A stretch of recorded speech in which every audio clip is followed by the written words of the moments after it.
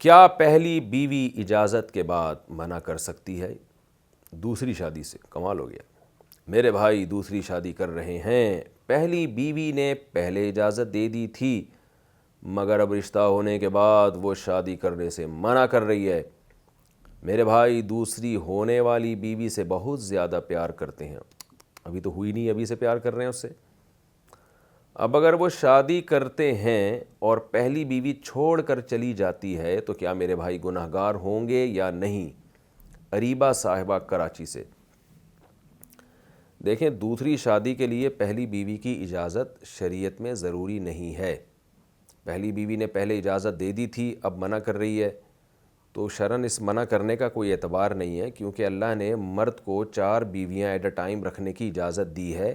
اور ایک ہی شرط لگائی ہے کہ چاروں کے حقوق پراپر طریقے سے ادا کرو، چاروں میں برابری کرو۔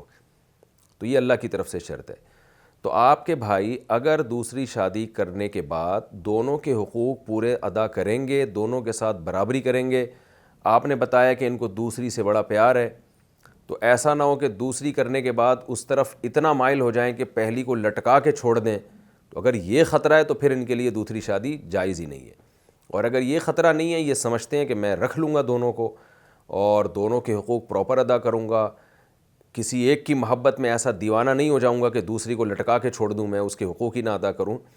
تو اس کے واجب حقوق اور برابری کا معاملہ ایک رات ادھر ایک رات ادھر، یہ پراپر طریقے سے معاملہ چلتا رہے گا، یعنی یہ چلائیں گے،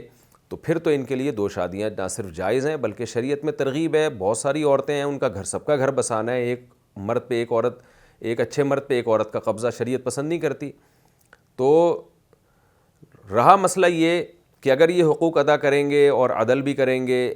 اس کے باوجود ان کی پہلی بیوی کے بارے میں خطرہ ہے کہ وہ ان کو چھوڑ کے چلی جائے گی، تو پھر اس میں یہ خود گنہگار نہیں ہوں گے۔ ان کو چاہیے کہ جب دوسری شادی کر لیں تو پہلی کو بتائیں کہ بھائی میرے دل میں تم سے محبت کم نہیں ہوئی ہے، میں تمہارے حقوق پراپر طریقے سے ادا کروں گا، اس کے بھی تمہارے بھی، اور اپنے عمل سے بھی ثابت کریں، خالی زبانی دعوے نہ ہوں۔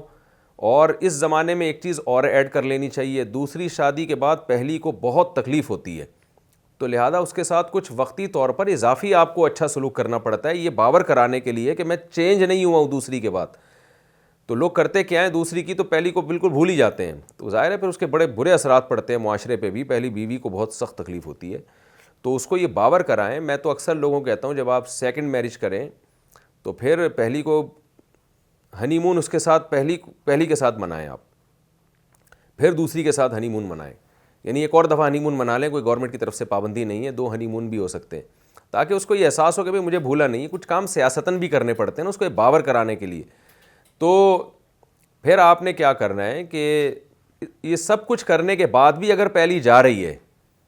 تو پھر شوہر گنہگار نہیں ہوگا، وہ اپنی مرضی سے جا رہی ہے نا۔ گورنمنٹ میں جیسے رہنے پر پابندی نہیں ہے تو جانے پر بھی گورنمنٹ کی طرف سے آج کل پابندی چل نہیں رہی ہے۔ اسلامی حکومت میں تو جب اسلامی حکومت تھی تو پھر حکومت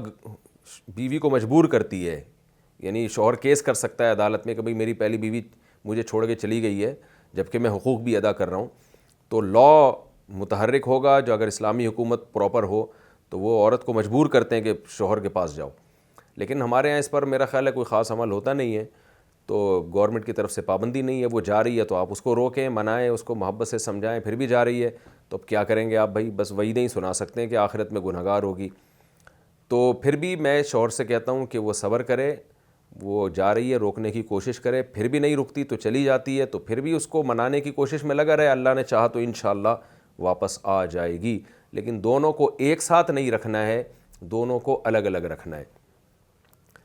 پھر بھی اگر وہ نہیں واپس آتی تو پھر مقصد یہ کہ شوہر گنہگار نہیں ہوگا، پھر